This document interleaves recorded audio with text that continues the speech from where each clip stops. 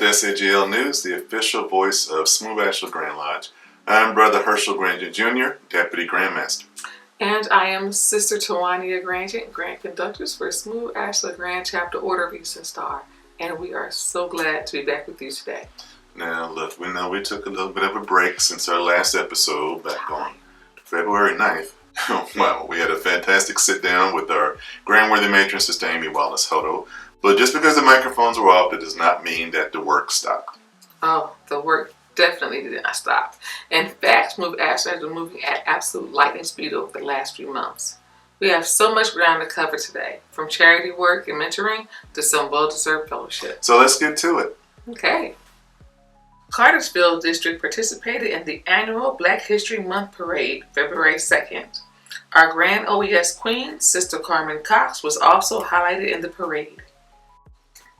On February 20th, the Grand-Worthy Matron and our OES sisters hit the pavement for a capital visit where Smooth Ashlar Grand Chapter was recognized for their decades of work in the community. It's always powerful to see our members engaging with the community and representing our values where state policy happens. Absolutely. Representation matters. And just a week later, February 27th and 28th, we shifted gears and headed down to Augusta to hang out with the nobles and daughters of Arabia Temple in Court Number 2 for their casino night and masquerade party. And I almost forgot to mention the camel walk and stroll contest. I heard the competition was pretty fierce. Fierce is an understatement. The stroll and camel walk contest brought out the absolute best. Everybody came with their A game, especially the daughters of my court, Arabia Court Number 7, where Serena Tate is the commanderess. But what I loved the most about the weekend in Augusta was the balance. In between all the fun, the nobles and daughters stopped to do some real impactful charity work at the Ronald McDonald House, because that is what we're truly about. Yes, indeed. That's the core of who we are, service over self. Now, moving into March, we held an annual workshop from March 6th through the 8th over in Brookhaven. Intense learning, great alignment, and a legendary game of Family Feud that I'm pretty sure people are still arguing about in the local lodges and chapters. And are they? Let's just say some people are more competitive than others. I know I am.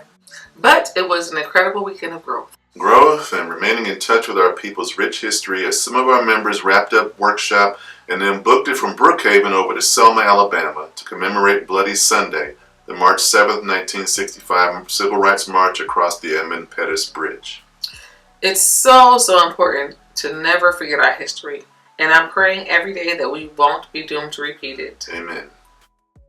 And one way to guard against that is to make sure that we impact our future generation. The Brothers of District 10 did just that on March 14th, mentoring young men at Herschel Jones Middle School over in Dallas, Georgia. Herschel? That name sounds familiar. To give us a clear look at that impact, we had a quick chat with Brother Derek Wilson, Worshipful Master of Hiram Lodge number 636. We explain to these young men at their age, 13, 14, and 15 years old, guess what? If you commit one of these crimes, you can and more likely will be charged as an adult. We had collaboration from Hiram Lodge 636, Widow's Son Lodge number 4.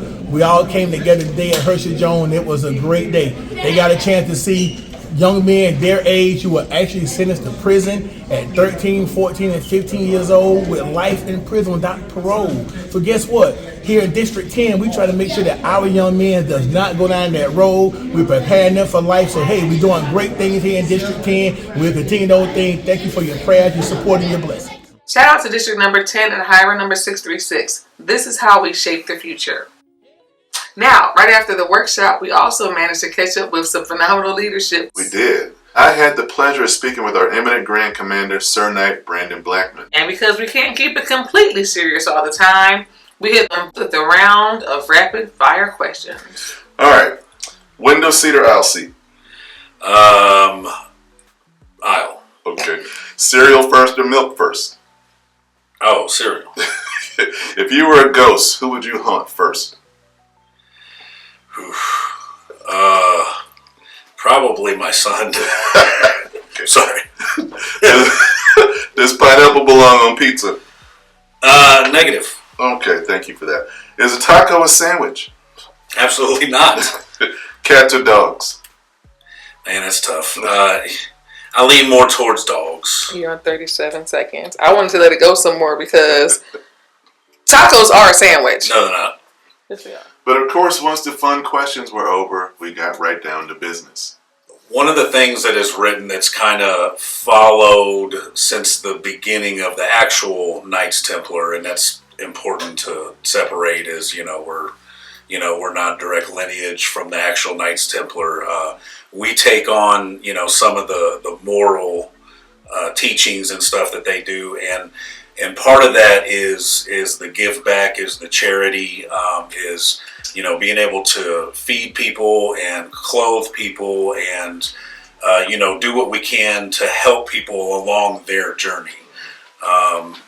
If you read, one of the first things you read, if you ever read about Knights Templar, is that they were created to help the pilgrims along their journey. And so in that concept, we try to hold on to that in today's. Yeah.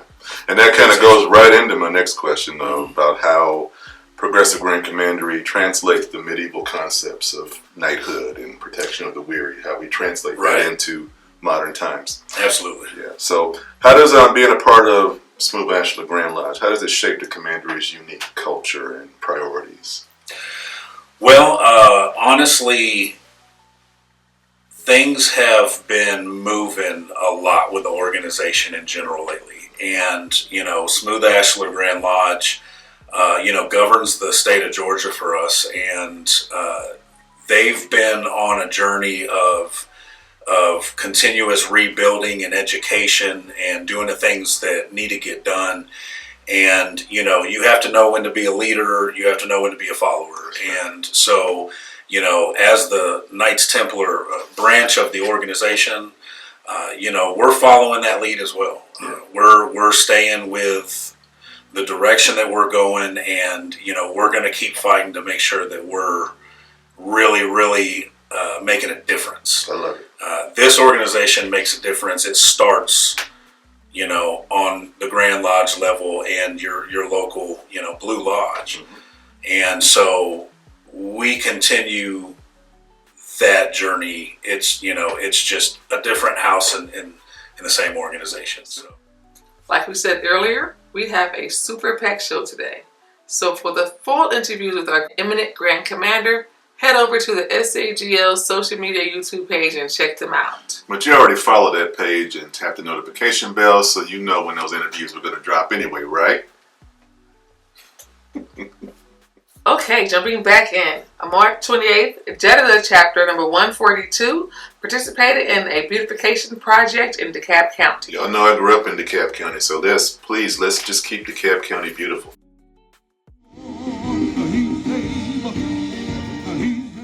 Moving into April, on April 11th, we had Praise in the Park hosted beautifully by Locust Grove Lodge number 573 and Peace chapter number 140 in Locust Grove, Georgia.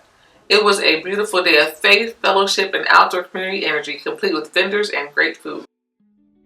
And then we wrapped up April on the 24th and 25th down in Columbus, Georgia for Arabia Grand Temple and Court's annual Gala celebration.